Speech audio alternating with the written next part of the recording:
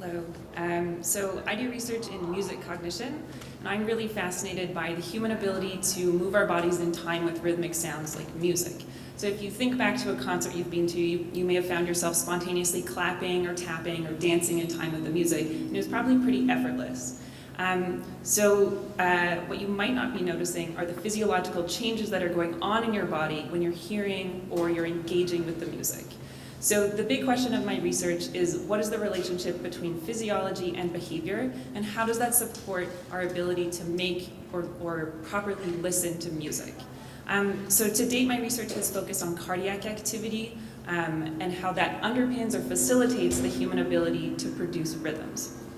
So in a recent project, my collaborators and I looked at cardiac activity when people either listened to or produced musical rhythms. And unsurprisingly, we saw that when people produced musical rhythms, their heart rate went up compared to when they just listened to them. But interestingly, we saw that cardiac activity was less patterned or less predictable when they made the rhythms compared to when they just listened to them.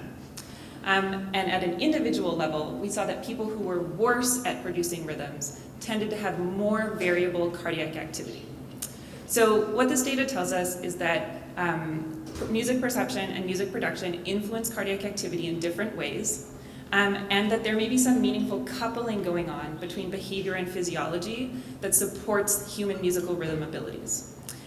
So identifying physiological changes in our bodies during music listening and music performance, I think it's important in helping us understand not only how we're musical ourselves, but how we might coordinate our behaviors to be musical in groups with other people. And I hope that down the line, this research can inform how music is used to target or modify maladaptive physiological responses that happen with stress or in certain psychological or movement disorders.